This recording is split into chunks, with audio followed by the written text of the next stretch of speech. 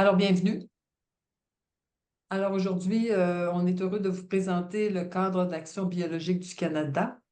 Euh, c'est un plan qui est concocté en collaboration avec la Fédération biologique du Canada, COG, Canadian Organic Growers, Cultivons Biologique Canada, mais la plupart des gens le connaissent sous COG, même en français. Et évidemment, COTA, l'Association canadienne du commerce biologique du Canada. Alors, moi, je vais être votre hôtesse, comme on dit, et aujourd'hui, c'est Maylene et Katie qui vont participer. Alors, Maylene, est-ce que tu veux t'introduire? Oui, bon après-midi tout le monde. Je m'appelle Méline Bosch et je suis chargée des relations gouvernementales et les affaires réglementaires chez Cota. Et oui, et il y a aussi une autre directrice exécutive, Tia Lofsgaard, qui fait partie de cette équipe en fait qui a concocté ce plan d'action avec l'aide du secteur. Bonjour. Merci, Méline. Et nous avons Katie Fettes de COG, Cultivons Biologique Canada, pardon. Bonjour, Katie.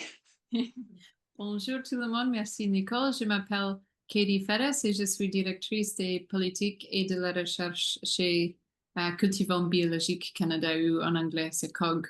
Et aussi notre directrice générale Karen Murchison est désolée de ne pas avoir pu être présente aujourd'hui. Mais bonjour tout le monde et merci pour être ici. Merci, Katie. Alors, sans plus tarder, on va commencer.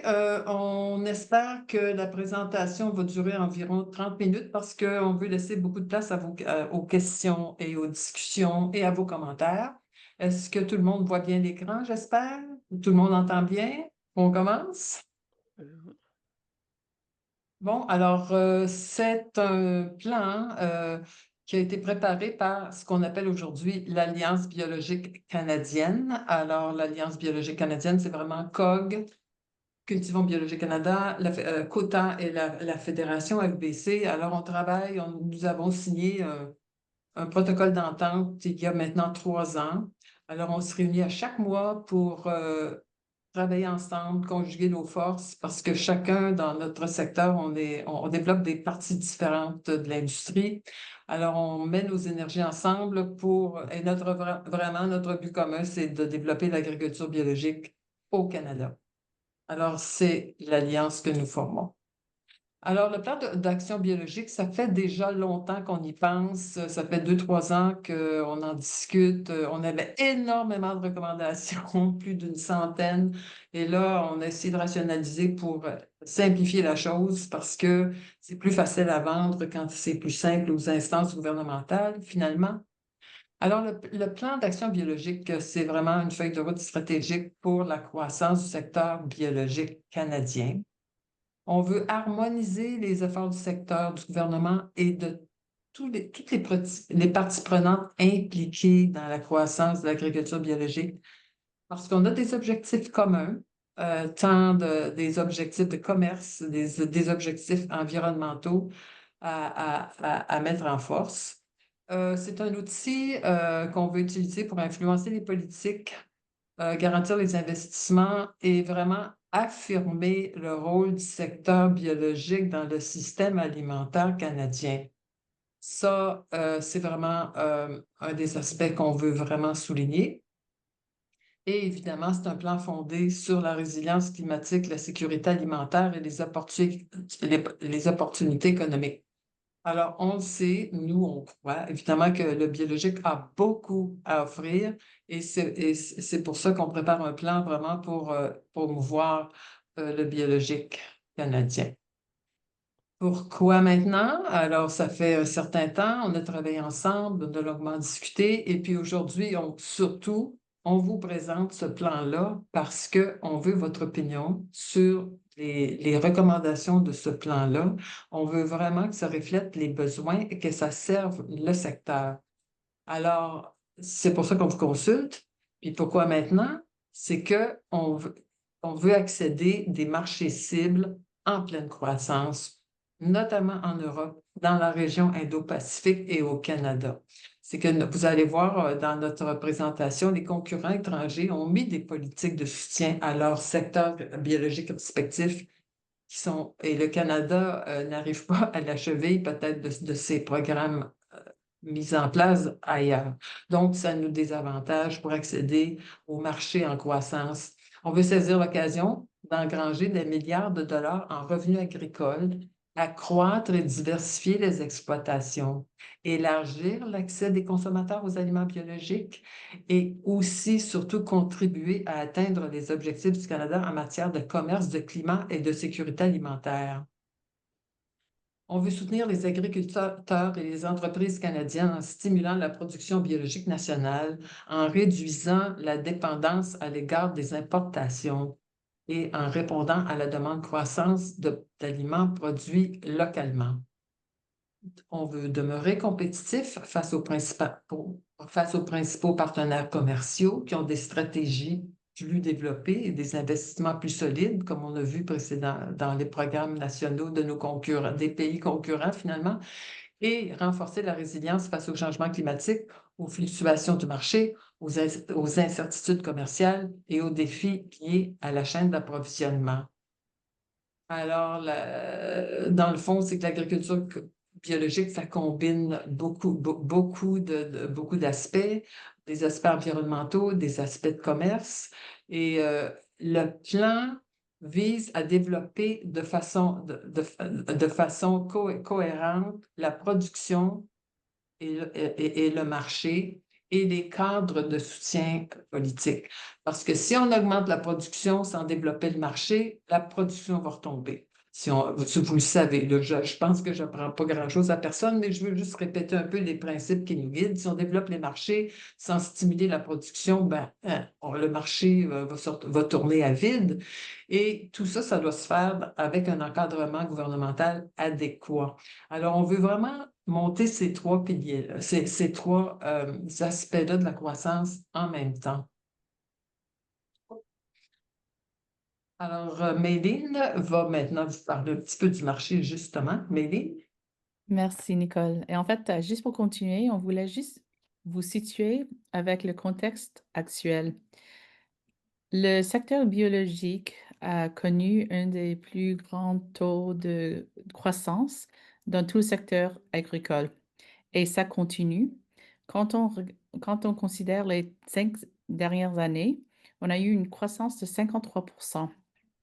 Et depuis 2019, on a grandi de 6,38 milliards de dollars jusqu'à 9,75 milliards de dollars en 2024. Alors ça, c'est avec les données les plus récentes qu'on avait collectionnées. Et ça, c'est au milieu de marché mondial qui a aussi un grand taux de croissance. La croissance, on voit aussi, ça a augmenté, que maintenant, c'est plus de 215 milliards de dollars, le secteur biologique mondial. Et parmi tous les pays, en 2022, le Canada a vu la croissance la plus large, la plus grande, la plus rapide dans tous les pays au monde. Alors, ici, on a une forte croissance mondiale, on a eu une forte croissance domestique et ça grâce à nos normes rigoureuses, dont je pense que tout le secteur a travaillé et continue à soutenir. Et ça a ouvert les portes à 35 pays avec 9 ententes d'équivalence. Et ça, c'est le résultat d'une confiance que le monde a dans notre secteur agricole canadien avec notre qualité et notre système biologique.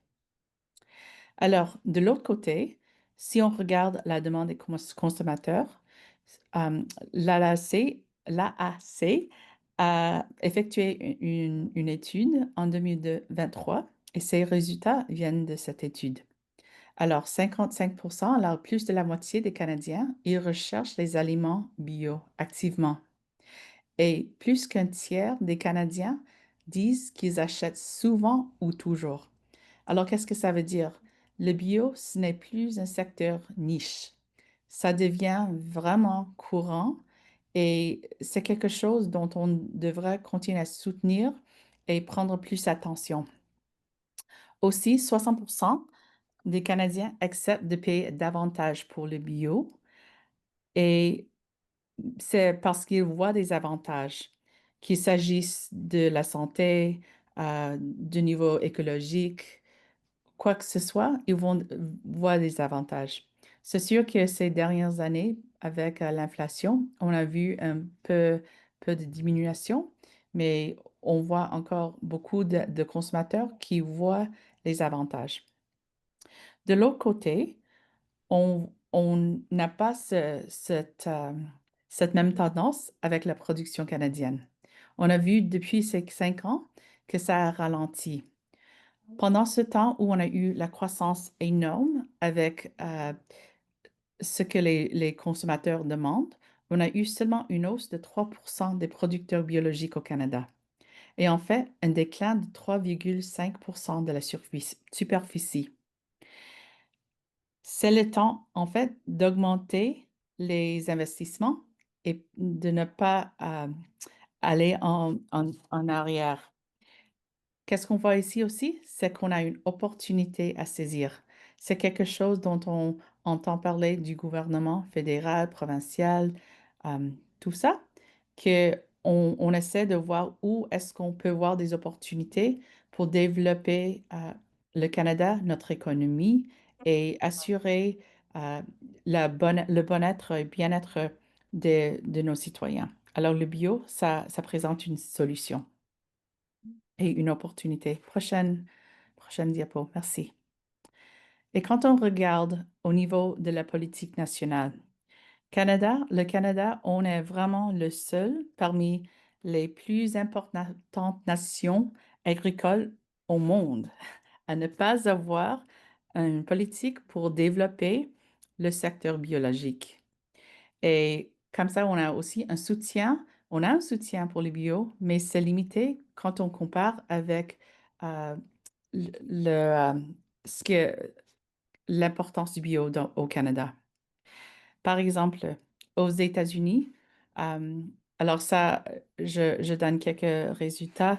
Il y avait un groupe de travail de la part du COG qui a fait quelques recherches pour comparer qu'est-ce- euh, le soutien pour le bio au monde. Et les États-Unis ont lancé la Organic Transition Initiative en 2022. Et c'était quoi le but? C'était pour diversifier l'économie, c'était pour renforcer les économies rurales. Ils ont vu en fait que de plus en plus, leur secteur agricole, ça devait, ça, il avait beaucoup plus de grandes fermes et beaucoup moins de petits et fermes et fermes de moyenne taille.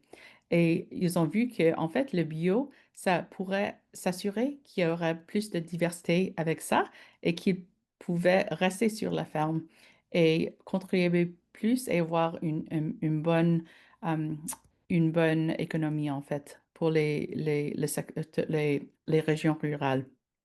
Aussi, la stratégie européenne, ils ont la stratégie de la ferme à l'assiette, où le bio est un des piliers principaux qui soutient le climat, la biodiversité, l'eau, les communautés rurales. Et avec cette stratégie, ils ont un objectif de 25% des terres converties au bio d'ici le 2030. Et ça, c'est un plan qui est vraiment, qui était suggéré au niveau de tout l'Europe. Mais en fait, chaque pays dans l'Europe a besoin de créer leur propre action, plan d'action pour atteindre ce but. Alors, tout ça pour dire que euh, il y a, avec un plan d'action biologique, il y a plusieurs compétiteurs et d'autres pays qui voient ce qui est positif de ça. Et au Canada, on n'a pas ça. Et en fait, on a un sous-investissement dans le bio. Et quand on regarde avec les, les dollars qui est investi dans le bio par année, par acre, on voit que si qu'aux États-Unis, on consacre annuellement 8 fois plus qu'au Canada et à l'Union européenne, on dépense plus de 200 fois plus. Alors ça, c'est déjà qu'est-ce que ça veut dire? Que c'est une opportunité pour le Canada, mais c'est aussi une risque pour nous si on n'investit plus et soutient plus le secteur. Prochaine diapo, s'il te plaît. Alors, on a une vision pour le bio. Et si vous étiez parti de la table ronde sur la chaîne de valeur biologique, ça fait des années, maintenant plus de 5 ans, peut-être vous reconnaissez plusieurs de ces points parce qu'en fait, on a utilisé ça comme départ. Et c'est intéressant parce que même après 5 ans, 10 ans, notre vision n'a pas trop changé, mais c'est clair.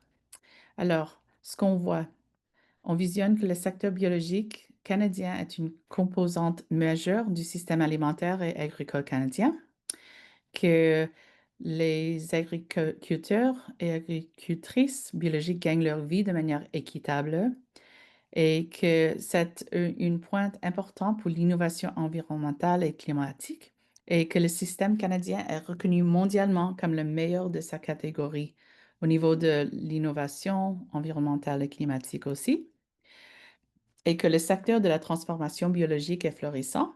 On sait que ce n'est pas seulement au niveau des producteurs, mais aussi de nos transformateurs qui vont vraiment élargir la possibilité des produits euh, parmi toute la chaîne.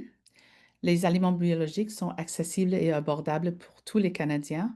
On voit maintenant que ça, c'est un sujet très important et euh, même si, et en fait, on sait que les prix, ça, c'est un des choses qui sont des barrières, en fait, qui empêchent les Canadiens et les consommateurs qui veulent vraiment soutenir et acheter bio, en fait. Alors, ça, c'est une autre vision qu'on a. Et finalement, que l'adoption des systèmes agricoles biologiques contribue à la revitalisation rurale.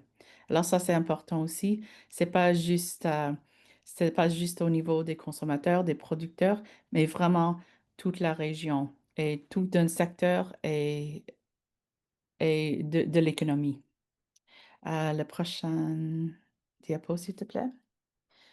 Et alors, en créant ce plan d'action biologique, on le voit vraiment comme un partenariat public-privé, que ça, c'est vraiment la meilleure façon de continuer avec une stratégie coordonnée. Qu'est-ce que ça veut dire? Ça veut dire que avec notre plan, on a des engagements sectoriels qui sont importants et les recommandations pour le gouvernement fédéral, provincial, régional. Ça, l'idée, c'est que tout le monde a un rôle pour développer le secteur. C'est pas seulement juste le gouvernement, c'est pas seulement le secteur, et c'est vraiment ce partenariat qui va vraiment débloquer nos barrières et vraiment nous permettre de développer et vraiment croître le secteur et, euh, et de mettre de l'avantage. Alors, avec ce partenariat, on propose une vision commune pour l'ensemble des secteurs. C'est quelque chose qu'on a regardé les plans d'action dans d'autres pays. C'est quelque chose dont on a regardé les actions et les initiatives qui étaient faites partout dans le pays, dans le passé, couramment ce qu'ils font parce qu'on a beaucoup de choses qui sont bien. Mais je pense que la différence, c'est que euh, maintenant à une étape où c'est pas quelque chose de ad hoc, c'est pas quelque chose qu'on développe au fur et à mesure. C'est vraiment quelque chose qu'on présente avec une vision. On sait où on veut être et puis ça, tout le monde en fait a un rôle et tout le monde peut s'impliquer et puis juste voir comment est-ce qu'on peut faire nos petites étapes ou grandes étapes pour contribuer. Alors, avec ça, la prochaine diapo, s'il te plaît, Nicole. On présente le plan d'action biologique national pour le Canadien. pour le Canada avec 3 piliers. Euh, et en fait, ces 3 piliers, c'est le fruit d'années de réflexion. Ça s'aligne sur l'idée des marchés, de l'offre du bio, le pousser-tirer, comme on dit. Et on sait que dans d'autres régions, quand c'est pas bien équilibré, on aura des problèmes aussi. Alors, le fait de vraiment faire une bonne balance de tout ça, de l'offre et demande, et soutenir avec une politique favorable pour l'environnement du secteur réglementaire, en fait. Alors, pilier 1, c'est renforcer les politiques, la réglementation et l'infrastructure de données. Deuxième pilier, c'est accélérer la croissance et l'innovation pour la production biologique. Et troisième, c'est développer les marchés et la demande de produits biologiques. Et comme ça, je laisse à Nicole de vous donner plus de détails. Alors, merci Méline. Alors, le pilier 1. Alors, établir une structure. Alors, on parle vraiment de renforcer les politiques, la réglementation et l'infrastructure de données. Alors, ça peut sembler un peu vague, mais là, on y va avec quand vous lirez le plan d'action complet, on y va avec des recommandations assez détaillées. Alors, la première recommandation, c'est d'établir un cadre d'orientation pour l'agriculture biologique. Alors, pour implanter un cadre d'orientation, c'est de créer un mandat biologique au sein d'Agriculture Canada pour diriger la croissance intérieure et l'export. Puis et aussi, surtout pour coordonner l'action des différents ministères pour mettre en œuvre un plan de croissance. C'est que le bio, dans le fond, quand on transige avec le gouvernement canadien, on fait affaire avec Agriculture Canada, avec Environnement Canada, avec Santé Canada, avec l'Agence canadienne d'inspection des aliments, avec Statistique Canada et avec Affaires mondiales. Alors là, tous ces départements et ministères ont des visions, ont des programmes, ont des objectifs qui concernent le bio, soit pour des occasions, pour développer des marchés ou simplement pour améliorer, pour la résilience face au changement climatique. Alors, il faut, dans le fond, nous, on suggère de créer justement, de coordonner les actions au sein de ces différents ministères-là. C'est un effort, mais c'est un effort qui vaut la peine. Dans le fond, c'est que si on veut que les objectifs climatiques de biodiversité et de sécurité alimentaire et d'achat public du gouvernement soient colligés avec le soutien à l'agriculture, à la conversion, puis à la recherche, puis au marché biologique. Alors, c'est que chacun joue une petite partie tout seul, là, c'est de mettre de coordonner la capacité de toutes ces structures-là. Le deuxième sous-pilier, c'est de développer la capacité biologique du secteur et du gouvernement. Le secteur, bon, alors là, nous, on travaille parce que l'une des recommandations sous 1.2, là, de développer la capacité biologique, c'est vraiment comme de se mettre ensemble. Alors, de créer l'Alliance biologique canadienne, ça nous donne des moyens que nous n'avions pas auparavant. On a davantage l'écoute du gouvernement parce qu'on parle ensemble. Mais donc, le secteur doit se coordonner, travailler ensemble, c'est sûr. Mais le gouvernement aussi doit faire sa part en nous aidant à instaurer un mécanisme de financement du secteur biologique. Alors, nous, les organisations biologiques au niveau national et provincial, on souffre de sous-financement aigu. Alors, on manque toujours d'argent pour faire ce qu'on a à faire.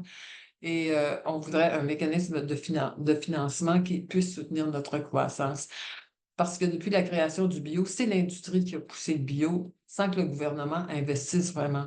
On veut aussi que le gouvernement embauche des spécialistes des questions biologiques à Agriculture Canada, que l'Agence canadienne d'inspection des aliments ait du personnel pour améliorer la surveillance, et puis qu'il y ait des formations au sein du personnel d'Agriculture Canada et de la CIA. En ce moment, à la CIA, c'est le comité d'interprétation des normes qui est mandaté par la CIA, qui était mandaté par la CIA pour aider le régime bio, la mise en place et l'harmonisation du régime Bio-Canada. Mais là, le financement du comité d'interprétation des normes est maintenant sous la responsabilité d'Agriculture et Agroalimentaire Canada. Alors, mais là, on négocie encore. Alors, le comité d'interprétation des normes est inactif pour le moment. Alors, il faut, voilà, faut faut aider le gouvernement à mettre en place des structures.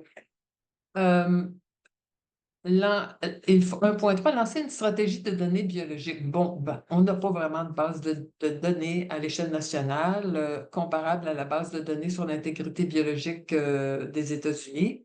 Alors, c'est l'Agence canadienne d'inspection des aliments, Agriculture Canada et Statistique Canada qui ont des données. Alors, on a déjà un groupe de travail mis en place, là. On essaie de coordonner les activités de ces trois ministères et départements-là pour que les données soient accessibles au secteur. Parce que quand on manque de données, la prise de décision est beaucoup plus difficile et aussi au sein même de la chaîne d'approvisionnement.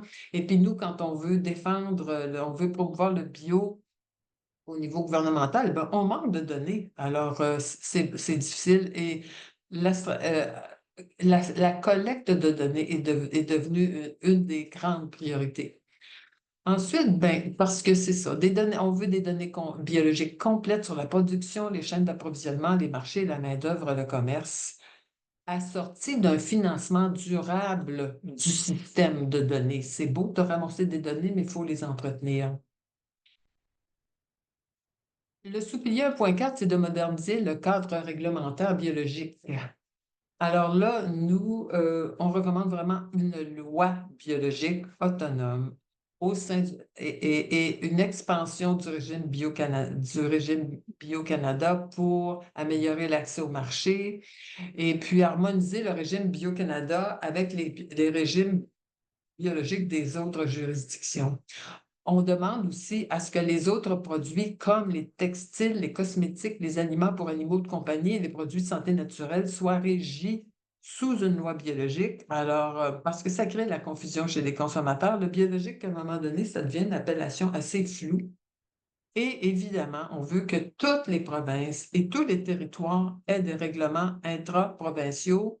Ça crée beaucoup de confusion parce que, par exemple, en Ontario, si vous produisez des produits biologiques, des produits dits biologiques en Ontario, que vous vendez en Ontario, vous n'êtes pas obligé d'être certifié. Alors, ça crée encore beaucoup de confusion.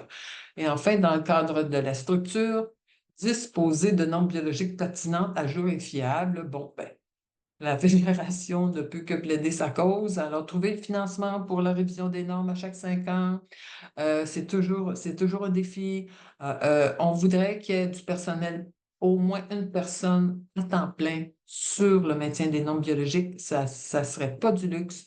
Et aussi pouvoir amender les normes biologiques à l'intérieur des 5 ans, là, parce que s'il y a un changement dans le contexte d'un marché ou dans la recherche, alors on voudrait pouvoir adapter la norme plus rapidement. Le pilier numéro 2, évidemment, ça touche la production. Alors, on veut développer l'éducation, la vulgarisation et le transfert du savoir. Alors, bon, c'est de développer un réseau national de formation, intégrer la chaîne d'approvisionnement et puis vraiment développer les connaissances autour de la pratique biologique, puis créer des guides pratiques sur la conversion, la production, la transformation. Faut diffuser davantage d'informations sur l'agriculture biologique. Et on voudrait que le gouvernement finance un programme national de vulgarisation biologique pour soutenir l'éducation, le mentorat, les services conseils à la ferme et l'accompagnement à la conversion. Alors, il y a tout un monde qui est possible, qu'on a besoin et qui est possible de créer, qui est un centre de ressources nationales en production biologique. Ensuite, évidemment, le sous-pilier 2.2, investir dans la recherche. Bon, ben, la recherche, on voudrait qu'il y ait un secrétariat national de la recherche biologique. On voudrait augmenter le financement de la recherche, supprimer ou réduire l'exigence de cofinancement de la recherche. Alors là, dans la grappe scientifique actuelle, la plupart des activités ne sont financées qu'à 50 par Agriculture Canada. C'est difficile de trouver les fonds de contrepartie. Alors, on voudrait que quand le gouvernement quand nous, on applique pour un programme gouvernemental, que la demande des fonds de contrepartie soit adaptée à la capacité financière du secteur.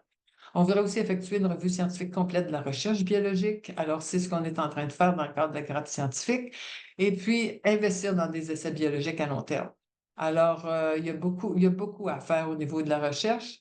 Ensuite, 2.3, atténuer les risques associés à la conversion et à la production biologique. Évidemment, c'est d'offrir des incitations financières pour aider les agriculteurs à compenser les coûts liés à la conversion. Quand vous êtes en conversion pendant 3 ans, vous devez appliquer les règles biologiques, la norme biologique sans avoir la prime biologique qui accompagne un produit certifié.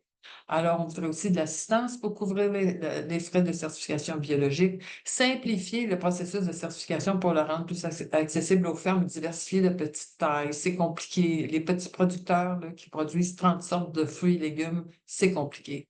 Et vraiment faciliter l'accès aux services de consultation et surtout reconnaître financièrement les services écosystémiques rendus par les méthodes biologiques. 2.4, améliorer l'accès aux intrants biologiques. Il y avait des répertoires d'intrants biologiques à travers le Canada ou simplement pour le Québec. Évidemment, ce sont des répertoires difficiles à maintenir et à ma connaissance, il n'y en a pas beaucoup en ce moment. Et évidemment, préparer la relève en agriculture biologique, mais préparer la relève, ben, si on fait de la formation, si on finance les risques associés à la conversion, et puis si on fait la promotion de la carrière, et on fait du jumelage financier, de l'assistance technique, on va former la relève.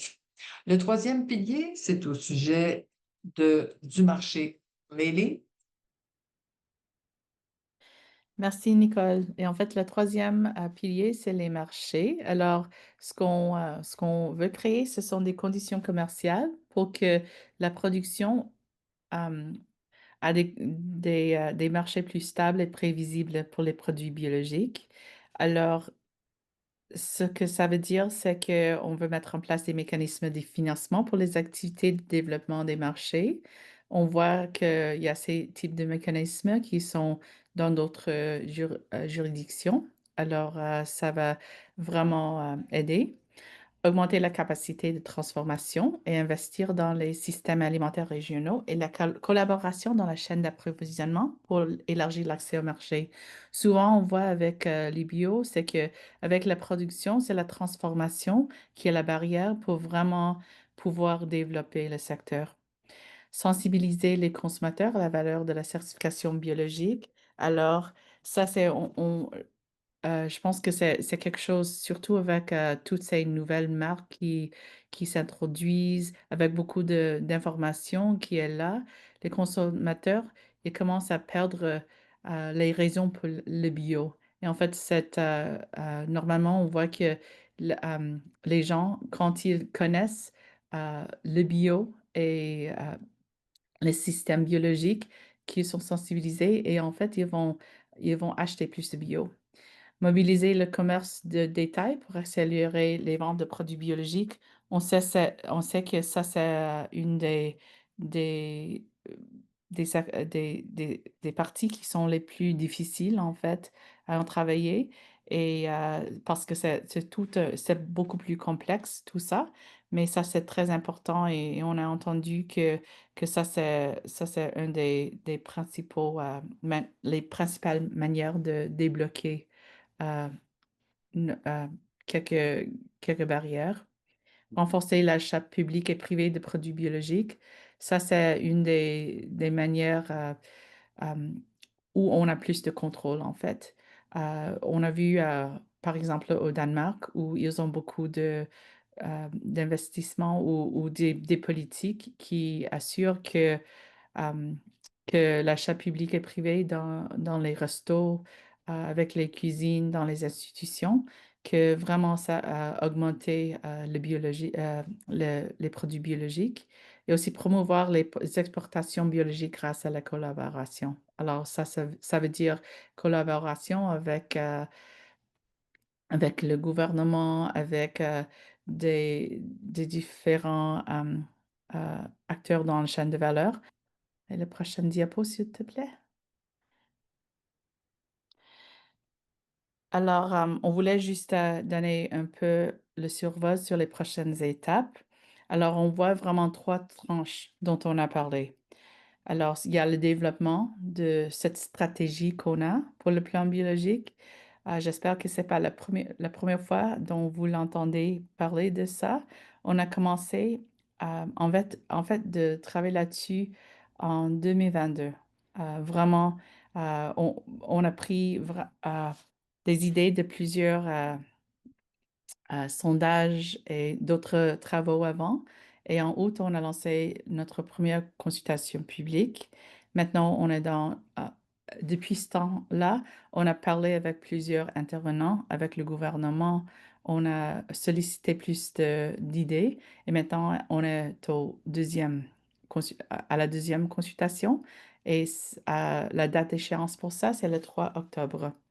Alors, pourquoi le 3 octobre? On sait que c'est aussi le temps pour beaucoup d'agriculteurs, agricultrices aussi, mais on a aussi une journée parlementaire qui viendra le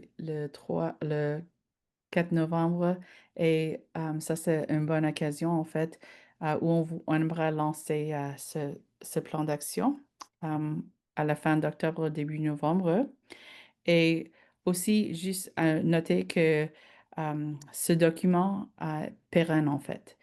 On prévoit une révision annuelle du plan. Alors, je pense que on a publié quelque chose. On pense qu'on a la plupart des aspects, mais où est-ce où est-ce qu'il faut mettre les priorités? Ça, c'est à considérer à chaque année et puis revoir. La deuxième tranche, c'est plaidoyer. Alors, utilisez ce document pour, pour plaidoyer, pour avoir plus d'investissement pour le secteur.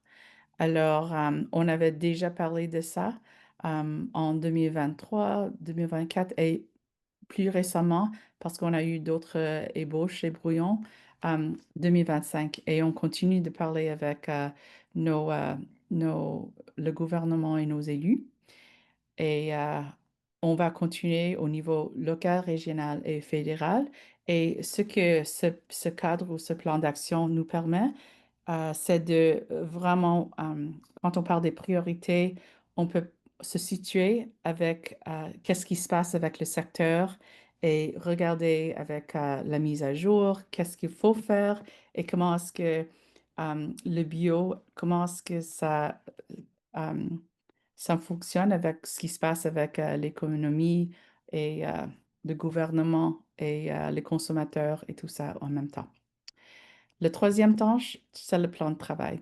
Alors, c'est pas seulement qu'on va utiliser pour plaidoyer, mais ça, c'est vraiment un document pour réunir le secteur pour remplir les engagements liés aux différents aspects du plan, en fait. Alors, on sait qu'on a des choses qu'on peut faire avec le secteur. C'est sûr que le gouvernement peut aider beaucoup, mais il y a des choses qu'on peut faire aussi déjà.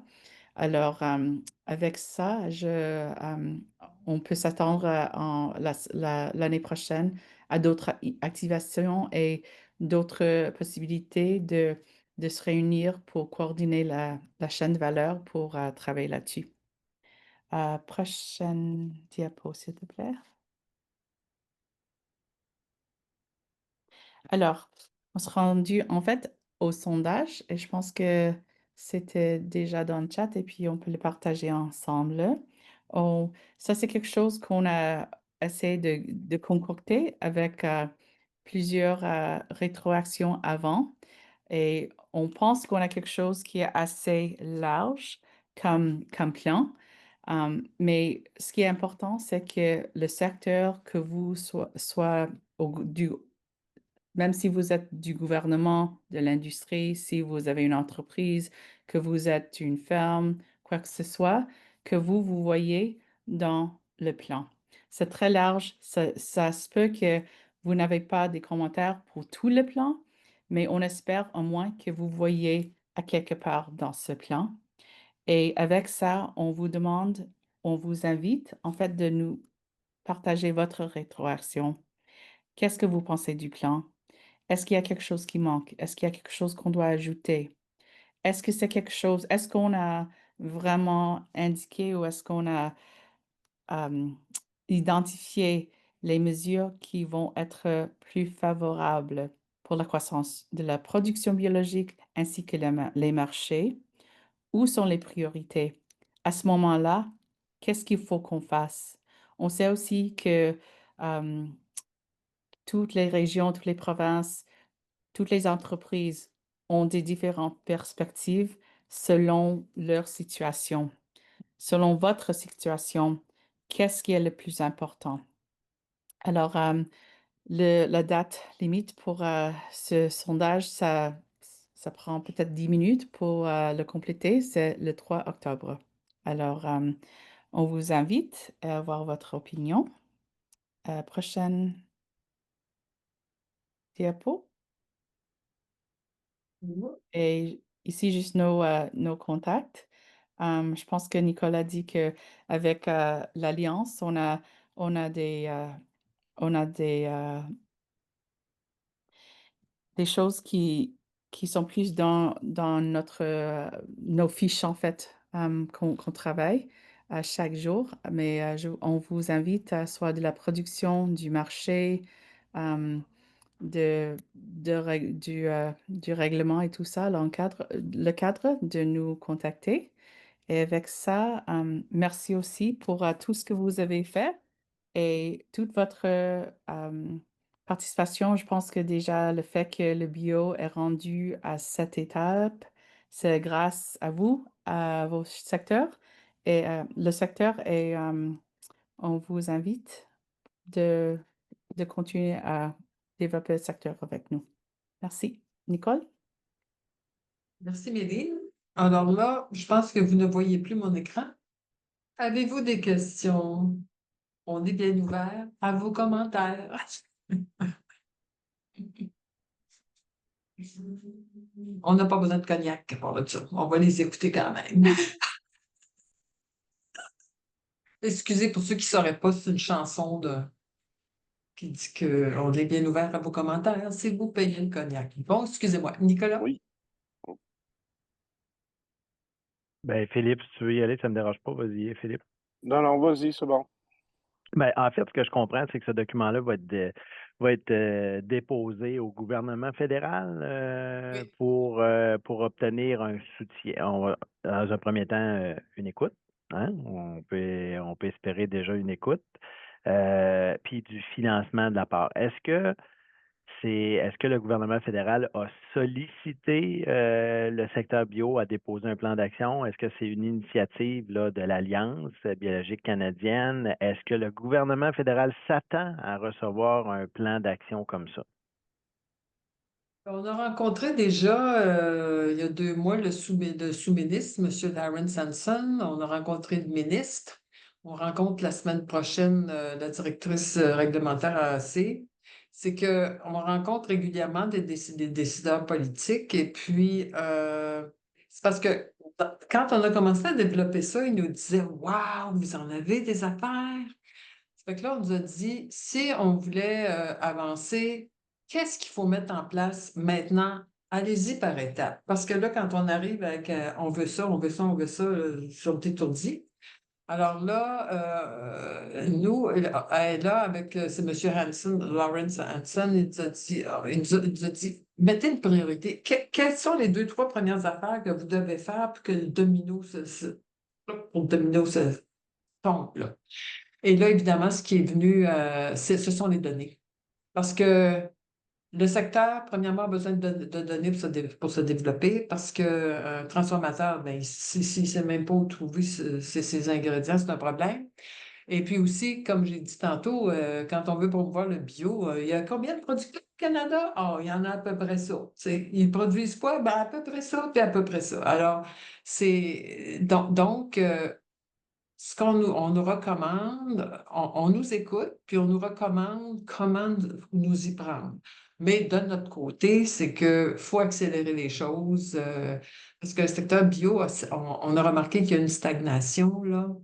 Alors, puis, tu sais, des producteurs biologiques ne sont pas reconnus pour les services écosystémiques rendus. Alors, et puis là, on a des problèmes de résilience, les changements climatiques.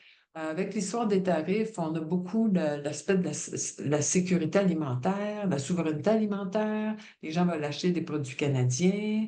Tu sais, à un moment donné, il faut pousser. Si on ne pousse pas, il ne se passera rien. Tu sais, à un moment donné, le gouvernement, oui, nous aide, mais ne viendra pas nous dire, tout nous donner. C'est ça, le gouvernement, il faut pousser, pousser, pousser, puis faire des choses. Et pour moi, j'irais un peu plus loin et je répondrais Vas-y, non. Méline. Je répondrais non, pas du tout. En fait, il- en fait, ça vient vraiment, c'est vraiment l'initiative du secteur. Parce que chaque fois qu'on parle au gouvernement, on a trouvé qu'il n'y a pas cette emphase, ce focus en fait. Il n'y a pas vraiment la reconnaissance de tout ce que euh, peut, peut donner le bio. Alors, c'est notre manière de vraiment dire, OK, au passé, on avait demandé ça, ça, ça. On n'était pas vraiment très cohésif dans nos demandes. On n'était pas cohésif comme un secteur. Et je pense que le fait qu'on vient avec une vision, qu'on a pensé tout ça, et le problème aussi, c'est que le secteur est vraiment très divers. Alors, c'est difficile en fait, normalement, quand on va au gouvernement, de parler de tout ça, en fait, tous les bénéfices.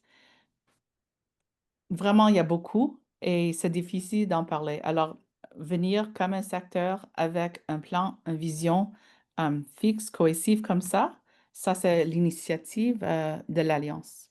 Je ne sais pas si Katie elle est en ligne aussi. Est-ce que tu avais quelques commentaires là-dessus aussi, Katie?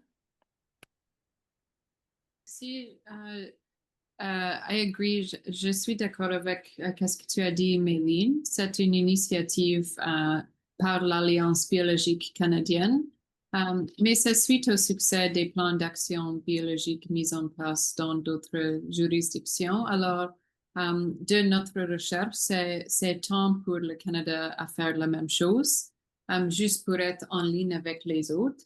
Et parce que nous avons des exemples de notre compétiteur. Mais le gouvernement fédéral a aussi encouragé la création de l'Alliance biologique canadienne. It's important to mention, et la mise en place d'un mécanisme, at least de financement pour le secteur biologique.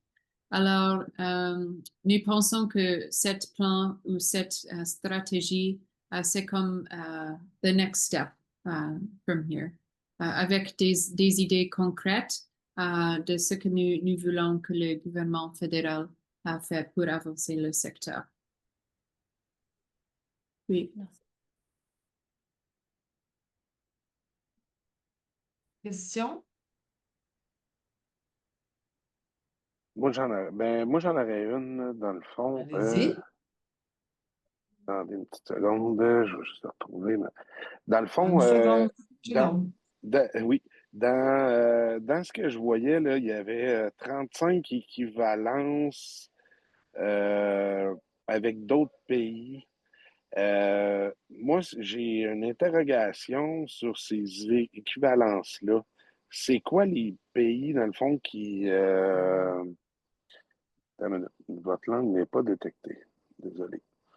Dans le fond, ça, j'aimerais ça savoir, c'est quoi c'est quoi les pays qui ont ces équivalences-là pour les produits biologiques? Parce que moi, ce que je vois, là, c'est que dans les dernières années, là, côté transformation, là, tu sais, je suis producteur de carottes biologiques, puis on a perdu le côté de la transformation quand ça s'est mis à aller mal avec les taux d'intérêt. Puis j'ai l'impression que ça concorde avec l'équivalence qui a été donnée avec le Mexique.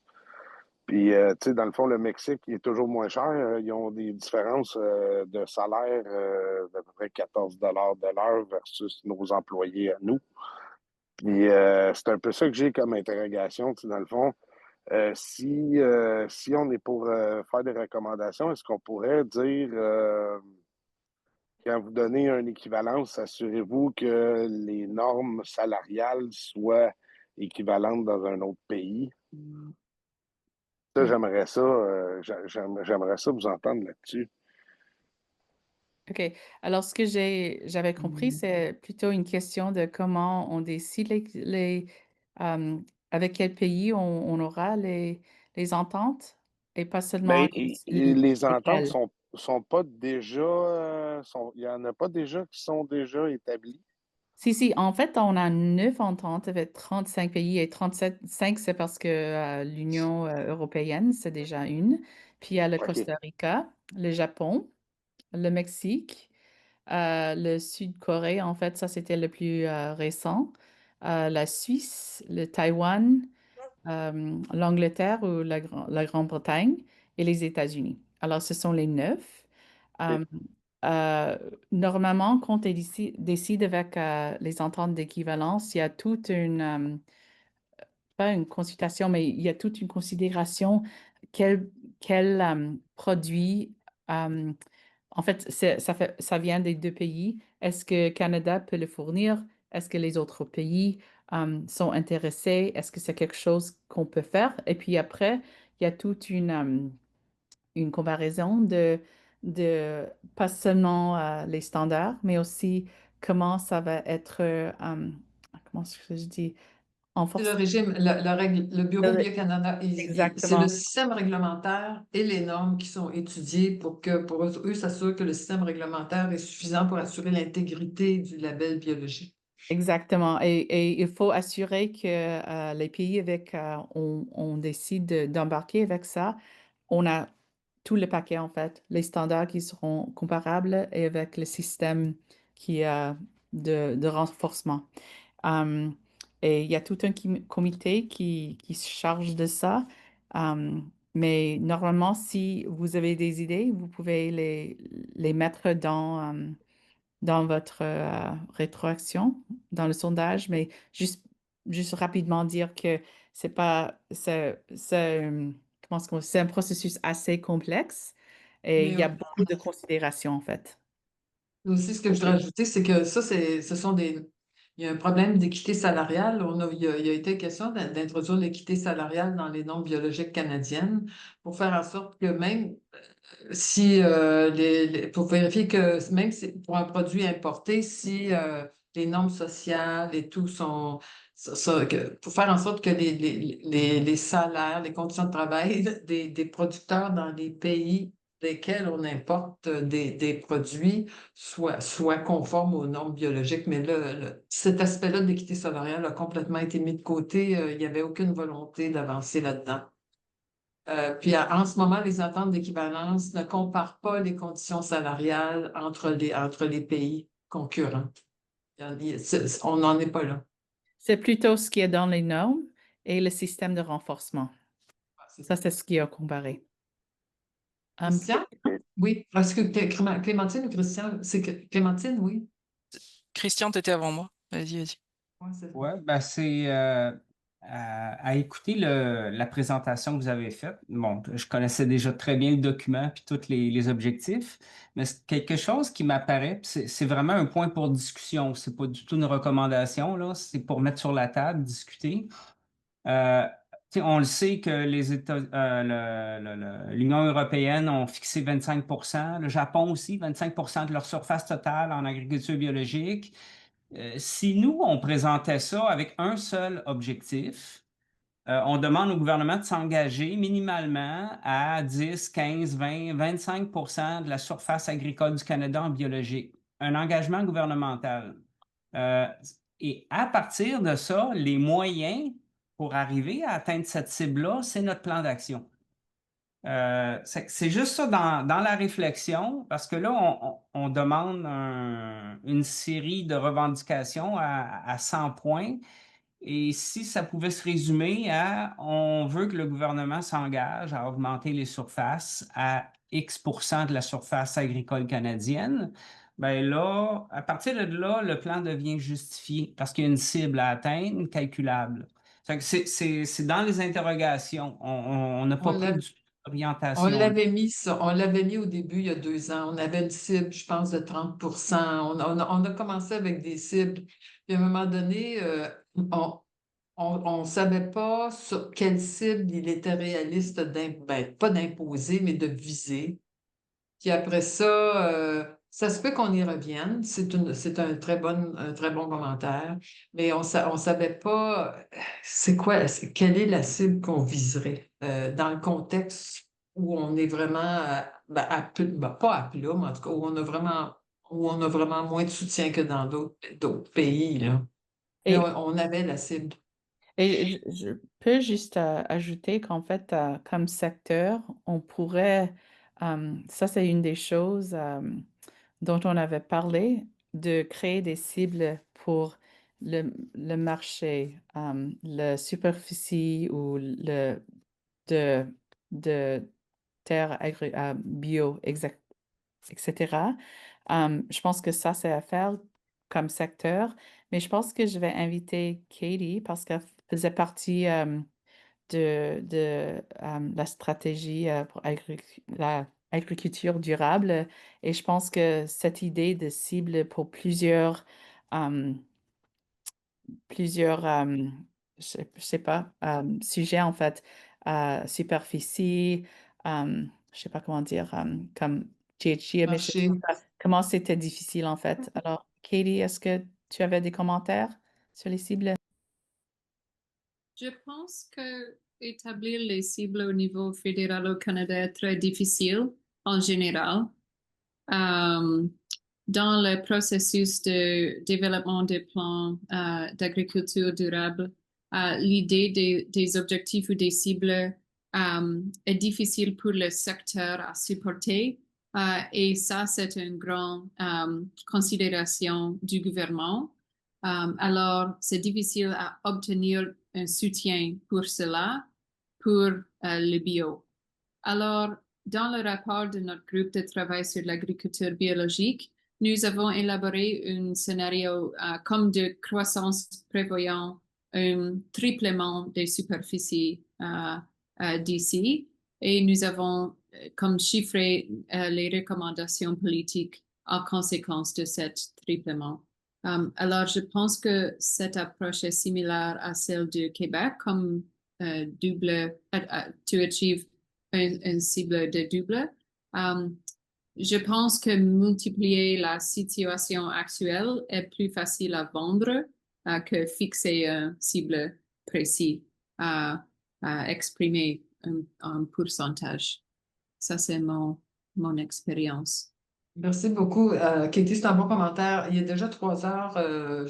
C'était 1 heure, mais si vous avez encore le temps, Clémentine, je pense. Oui, deux questions. Il y en a une qui rejoint un petit peu celle de le commentaire de Philippe sur la compétitivité des produits, notamment dû au salaire. Tu sais, la même chose se retrouve, il n'y a pas besoin d'équivalence pour ça, on retrouve la même chose rien qu'au sein de l'Union européenne entre une carotte roumaine et une carotte allemande. Mais ça m'amène dans le pilier 3, le sous-pilier 3.4 sur la mobilisation du commerce de détail. Il n'y a pas il n'y a pas de proposition au gouvernement mentionnée dans ce point-là. Est-ce que c'est volontaire pour laisser vraiment la porte ouverte après la consultation à ajouter de nouvelles choses ou est-ce que il y a cette volonté de ne pas faire de recommandations sur ce point-là parce qu'il n'y a pas de levée d'action d'un point de vue fédéral? Écoute, Clémentine, on a commencé à recevoir déjà des commentaires, puis ça revient souvent. Et le détail? Qu'est-ce qu'il y a pour les détaillants? C'est déjà noté dans les commentaires pour les gens qui ont répondu au sondage. Ok. Parce que là, Alors, ouais. puis on l'a déjà, il y a plusieurs personnes qui ont participé au sondage ont mentionné ça et on va certainement l'intégrer si on sent qu'il faudrait vraiment améliorer cet aspect-là, possiblement. Parce que, tu sais, quand on n'a pas de moyens d'action, c'est sûr qu'on n'aura jamais des équivalences salariales entre les différents pays, les produits par rapport aux produits qu'on importe. Mais si on sensibilise plus les détaillants à vendre des produits canadiens biologiques, puis après les consommateurs aussi à les acheter, ça, c'est un levier d'action sur lequel on peut agir, même si le-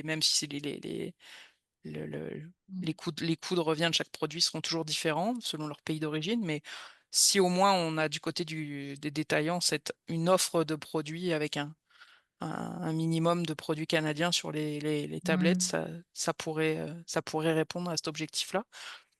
Puis juste une autre question sur le 2.3 et le 2.5. Vous parlez des tentes des initiatives comme le Fonds d'action à la ferme, les programmes paysages agricoles résilients. Puis on parle aussi des programmes d'accès à la main-d'œuvre au TET. Est-ce que c'est parce qu'actuellement les fermes biologiques en particulier sont désavantagées ou est-ce que c'est parce que c'est plutôt les petites fermes qui sont souvent multiproductions qui sont désavantagées ou est-ce que c'est vraiment juste le bio en particulier? Non, je pense que ben, je ne suis pas une experte dans le domaine, mais c'est un problème généralisé à toutes les fermes puis C'est avec ça. les difficiles, puis les changements sur la main-d'œuvre, l'immigration, la main-d'œuvre il y a un contexte. Mais c'est aussi on pense qu'il y a des gens qui sont attirés à travailler, qui auraient plus le goût de travailler sur une ferme biologique qu'une ferme conventionnelle. Le bio a un attrait. C'est ça qu'on va aller chercher. Il y a des gens qui n'iraient travailler que sur des fermes biologiques pour pas être exposés aux pesticides, hein, et tout ça. En tout cas, ils ont leur raison, là, mais alors c'est ça qu'on veut. Mais c'est un problème général. Ok. Et Il y a peux une autre juste main levée. clarifier, Oui. pourrais juste clarifier aussi avec le sondage, euh, on invite tous vos commentaires. Si vous avez d'autres idées, si vous spécifiques, si vous aimeriez travailler avec nous pour voir qu'est-ce qu'on peut faire. Ça, c'est notre prochaine étape. Maintenant, c'est juste voir quelles sont les priorités, comme Nicole avait dit, les détaillants, tout ça. Ça semble assez important, mais c'est aussi quelque chose qui est large. Par exemple, le quota, je sais déjà, on travaille pour voir qu'est-ce qu'on peut faire. Je sais que dans différentes régions et parties, les gens ils travaillent là-dessus aussi. Mais ça, c'est l'opportunité aussi avec ce plan de voir qu'est-ce qui se passe, même si c'est pas implanté au niveau national. Les idées qu'on a au niveau régional, provincial, comment est-ce que ça peut comment est-ce qu'on peut collaborer? Et en fait, je pense que quand on présente le plan, ça a l'air comme c'est très complexe, il y a beaucoup de choses, mais la raison, c'est parce que si vous pouvez vous retrouver là-dedans, est-ce que vous avez des idées spécifiques? Après, on peut travailler, on peut voir quels sont les liens, comment est-ce qu'on peut collaborer comme un secteur. Alors, je vous invite fortement de mettre ces idées et, euh, et ça serait bien. Travailler ensemble. Monsieur Léveillé, s'il vous plaît. Merci, Méline. Monsieur Léveillé. Oui, Euh, moi, ma caméra ne fonctionne pas, mais On vous entend. OK, c'est bon. Alors, c'est ça. Moi, c'est le secteur de. Vous dites que le bio est en croissance, mais nous, dans le secteur apicole, les abeilles, les ruches, no- le côté bio est en décroissance au Canada. Je pense qu'il y a moins de 30 apiculteurs dans tout le Canada. Et pour moi, c'est inacceptable. Ça a toujours été inacceptable en tant que représentant de l'ADQ. Euh, mais c'est ça, moi, ma question, c'est plus de dire qu'est-ce que on prévoit faire pour augmenter le nombre d'apiculteurs bio. Et il y a aussi d'autres choses, c'est que là, actuellement, les gens qui sont apiculteurs bio disent, ça me sert pas à grand-chose, j'arrive à vendre mon miel bio, je le vends pareil, même si je suis pas certifié bio. Mm. Ben, ouais, je comprends le problème. Puis la révision des normes s'est penchée aussi sur ce problème-là. Là. Quand on révise la norme apicole, il faut convoquer le groupe de travail apicole pour analyser les commentaires là-dessus. Le plan, ça vise à développer tous les secteurs. Pour ce qui est de l'apiculture en soi, moi, je n'ai pas d'idée immédiate, puis je ne veux pas inventer puis improviser là-dessus. Vous devriez mettre un commentaire pour vraiment spécifier que le secteur de l'apiculture est mal développé. Il y a pas, je pense on soupçonne un peu le climat, là, mais puis que c'est que nous, globalement, c'est qu'en ravivant le label biologique, les gens vont recommencer à se certifier. C'est que si on valorise le bio, bon, là, les gens vont reprendre la certification. Là, bon, si vous n'exportez pas votre miel, ben, c'est sûr qu'au Québec, même si vous êtes un producteur local, régional, vous devez être certifié biologique, là. Mais c'est pour ça qu'on veut le plan vise justement à ça, à revaloriser la certification, la simplifier si possible et la promouvoir.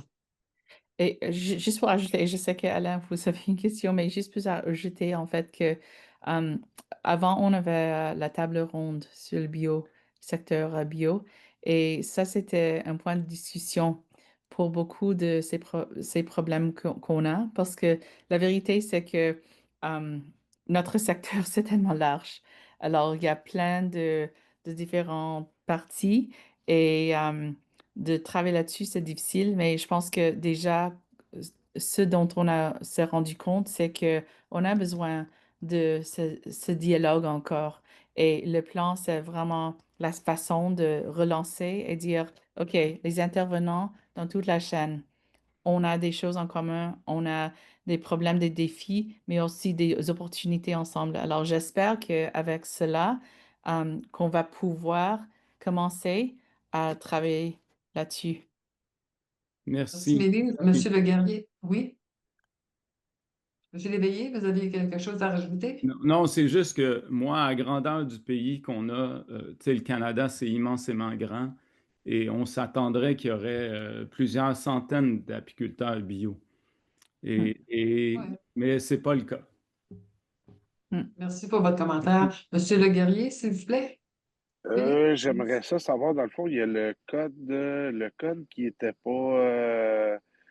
pas adopté, là.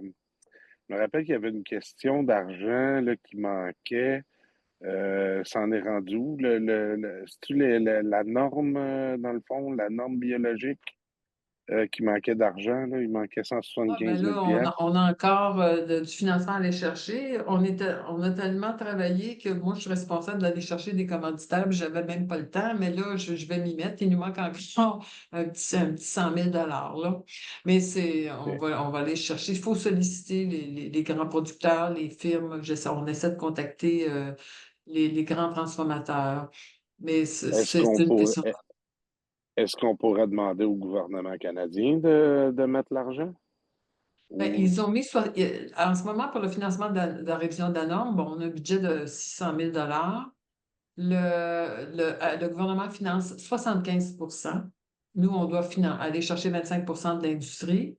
Et en plus de ça, le gouvernement fournit, on pense que c'est autour de 250 000 à l'Office des normes générales du Canada, parce que l'Office des normes générales du Canada est propriétaire de la norme, puis eux, là, ils doivent, leur personnel, et puis ils doivent faire bien des choses. Des fois, on ne sait pas trop ce qu'ils font, mais j'ai rien dit. Alors, ils fournissent, le gouvernement, disons qu'en ce moment, ben, si on considère le coût total incluant l'ONGC, l'Office des normes générales, bon, il finance à peu près 85. Mais il faut aller chercher de l'argent supplémentaire. OK, je comprends. Alain?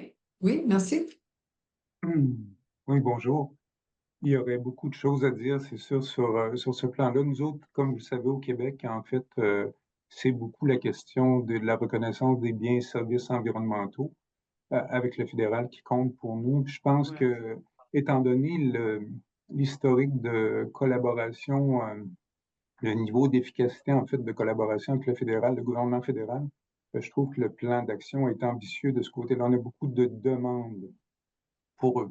Peut-être qu'avec les dernières années, ça s'est raffiné. J'étais moins présent là, sur le plan fédéral.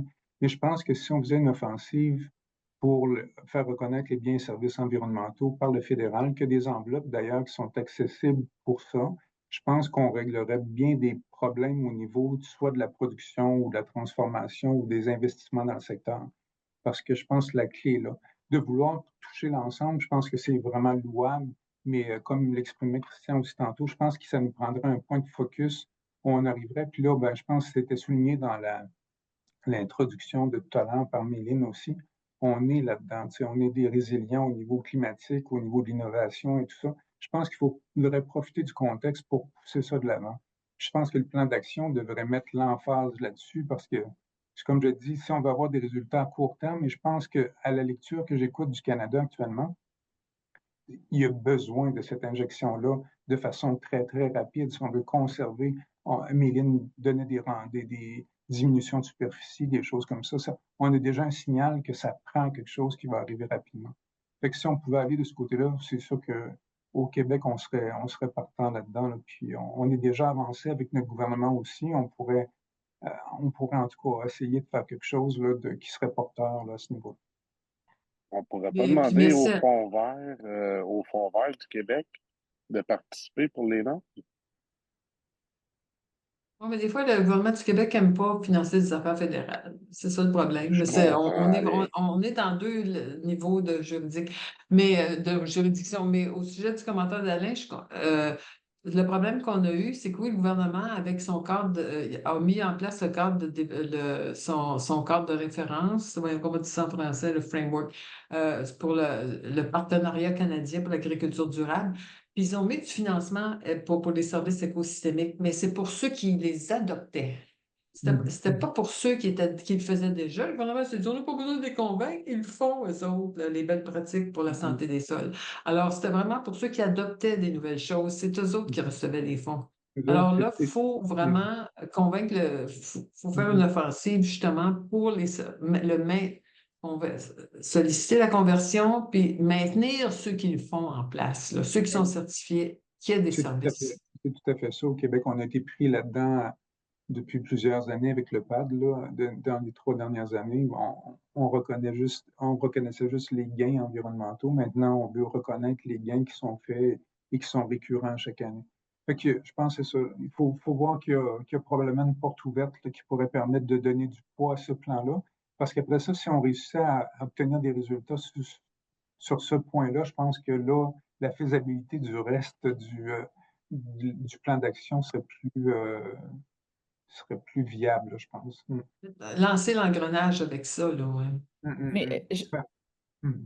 je pense aussi, en fait, je pense que vous avez un très, très bon point.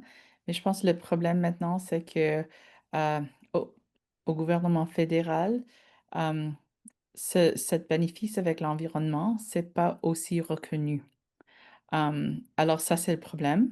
Alors, je pense que je vais juste introduire, noter avec Katie encore parce euh, ils vont bientôt, je pense que je dis, vont lancer un rapport qui explique un peu plus. C'est un groupe de travail sur l'agriculture biologique qui explique les bénéfices de l'environnement, économie, puis faire le lien entre les deux et pourquoi c'est important d'investir dans le bio.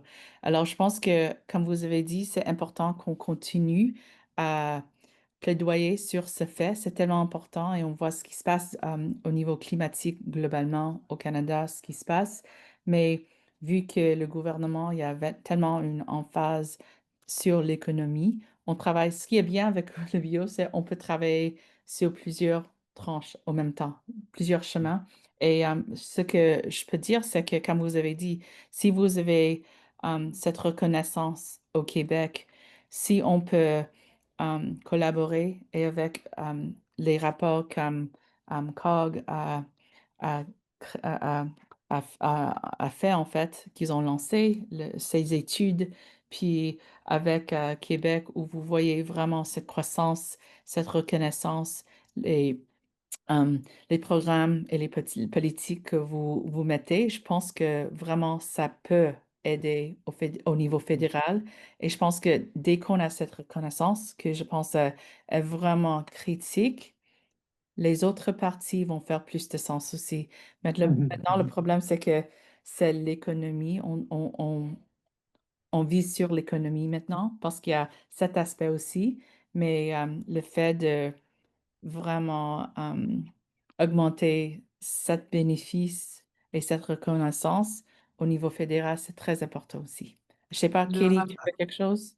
Oui, je et comprends. le Ouais. rapport de travail que Méline mentionne, là, c'est un groupe de travail, c'est le GTAB, un groupe de travail sur l'agriculture biologique. Le grand rapport va être publié jeudi, ce jeudi-ci. Alors, puis le rapport, c'est bien parce qu'il complète beaucoup l'information, puis il combine, il ramasse les arguments dont on se sert en grande partie dans le plan d'action biologique. Alors, c'est vraiment concomitant. Je vous invite à le lire.